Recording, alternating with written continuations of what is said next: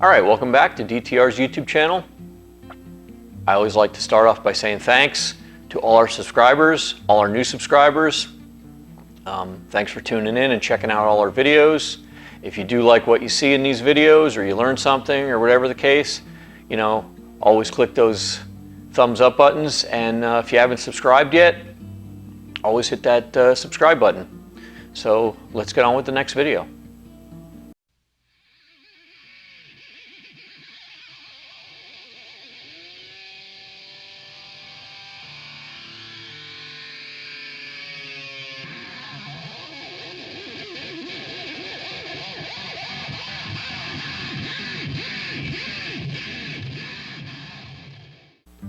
All right, welcome back.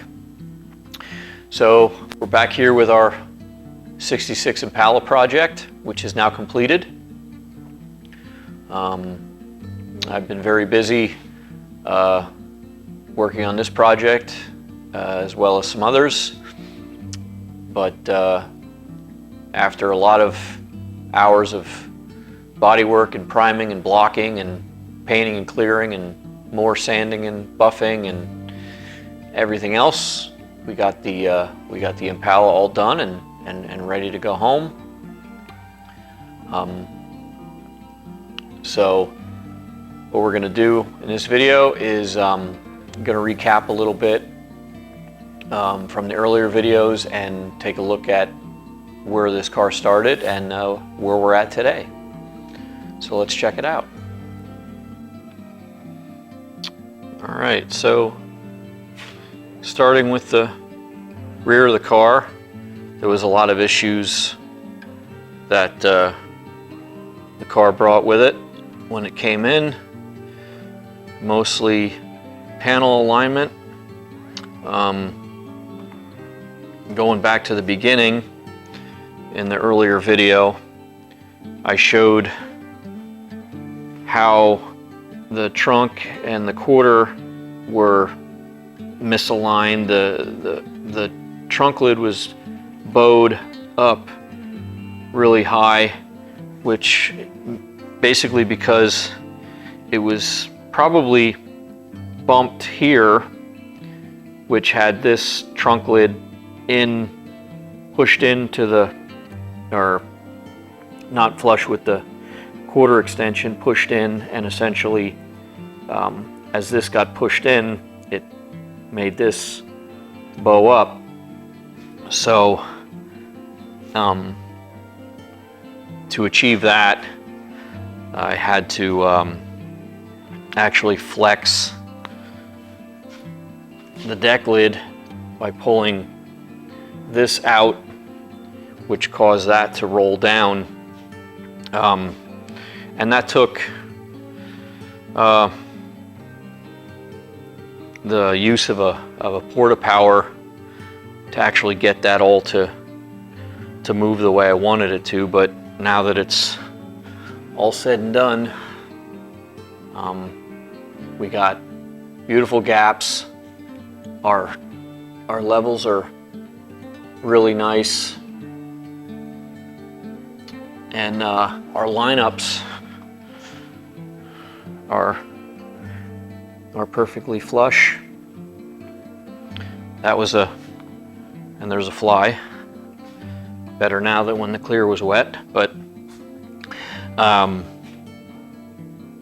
that was a big one. Of course, this side didn't have as many issues, but again, all our lineups, everything is just perfect.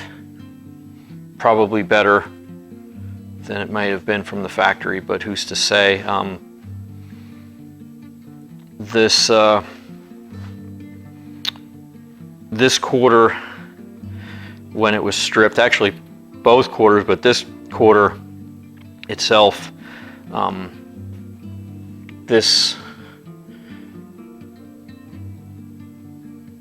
got some compound to clean off of there.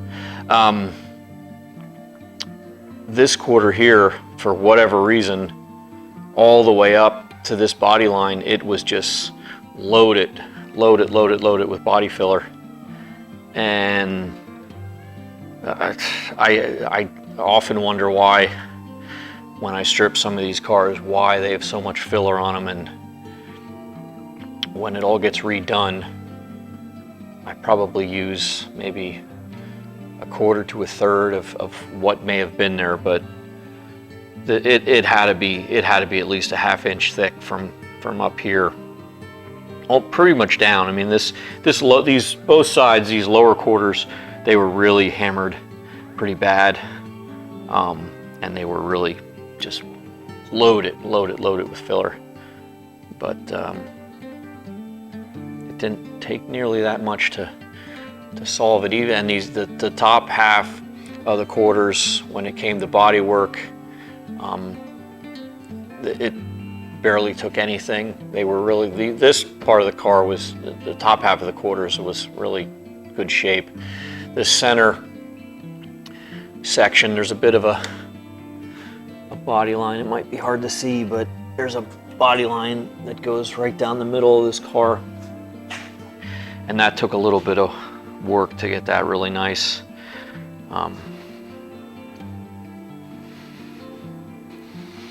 But the quarters, these quarters, I'm not sure the whole story on them, but I think they're original, but it's hard to say, but they were in pretty rough shape. But we got them all squared away. The other big boo-boo that was on this car was the antenna hole that was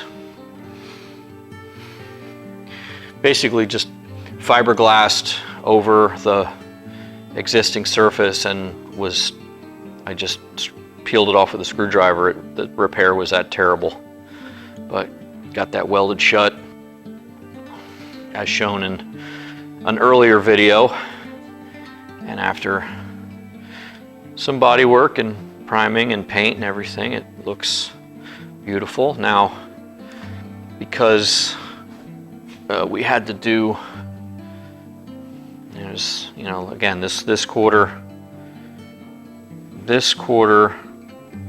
had its own issues as well. That's why I'm confused on, some signs tell me that the quarters may have been replaced, but if it was replaced, it was replaced with another bad quarter, or it was just damaged after the fact. But I don't know. It's really irrelevant. But getting back, of course, the deck lid's all painted nice, and then because I had to weld holes shut and so on and so forth, I reapplied a new layer of the trunk splatter coating, again giving it that factory correct. And this is the factory, or this is the recommended color. It might be hard to see, but this is the correct color that this car calls for in the splatter. So it looks 100% as always. You know, stupid things like this section of the car, the track for the weather strip, it was all mangled and smashed, and I really didn't notice it when the car came in because the paint on it was so bad. But it was stuff like that was overlooked because some people believe, and it's fine, you believe what you want, but some people believe that when you close the trunk, that problem goes away. Well, that's stupid, because you're going to open the trunk at some point and you're going to see that crap, so why not just fix it? But that's just my theory. But yeah, back half of the car looking way better than it ever looked. So moving right along, and as you may have seen in the earlier videos, doors, and this was probably the main reason the car even came, was from the day the customer brought this car home from getting painted, he kind of immediately, or very shortly after he had it painted, he brought it to us and showed me the window alignment and couldn't figure out why he couldn't get the windows to align, and it's because, as I've talked about, the doors were misaligned. But I've showed in the earlier video how to align the door and so on, but now you can see we got our vent window perfect to our post, perfect gaps, door is lined up with the front of the rocker panel, and we got a beautiful gap going down the door. It's not sticking out anymore, nice and flush, and works like a new car. And you know, that's installed a new weather strip because the old weather strip was kind of mangled. But now the jambs, hopefully you can see all this, the jambs are all painted nicely. I don't know if these jambs were ever actually stripped. It seems from working on this car that may have been the factory paint, as apparently that's why I found all the rust under the hinges and such when I took them apart, because apparently from the factory they never really put any material on them, and if the doors were never off, they never got a chance to be repainted. But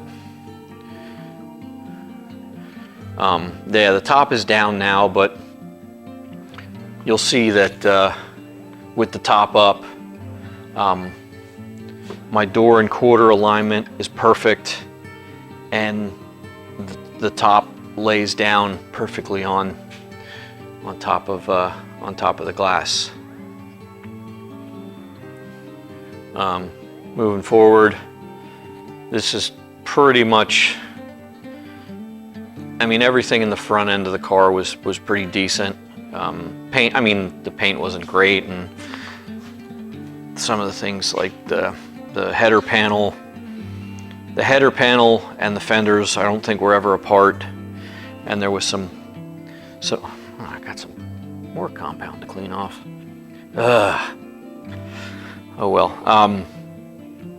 But yeah, so we got a couple little boo-boos that were originally here, all solved.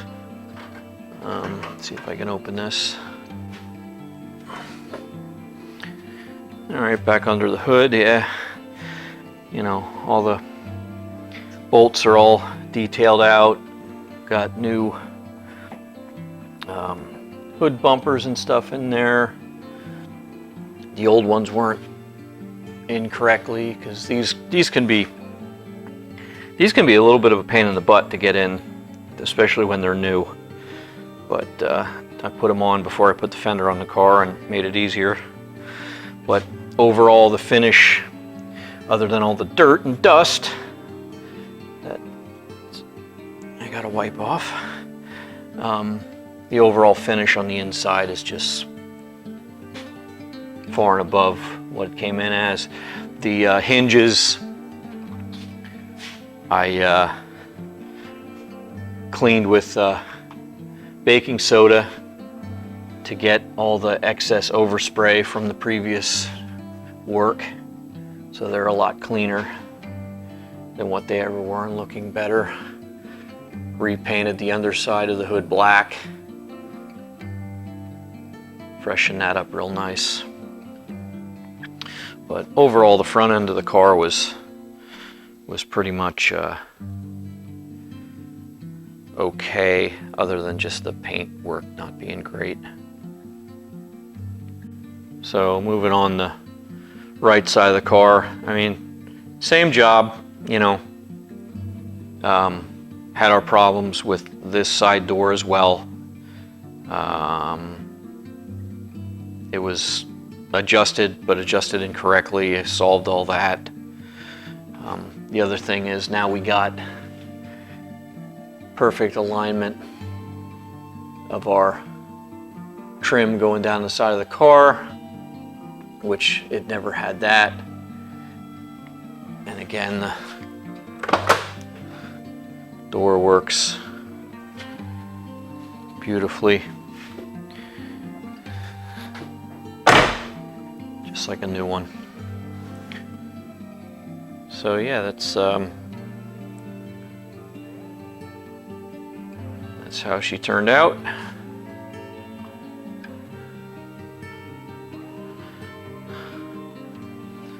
Again, 6 coats of clear on this car. Laid down 3, let it cure, sanded it with 600 and 1000 to flatten it out, and then dropped another 3 coats on it, and then did my sanding and buffing steps. And this car's looking better than it's ever looked.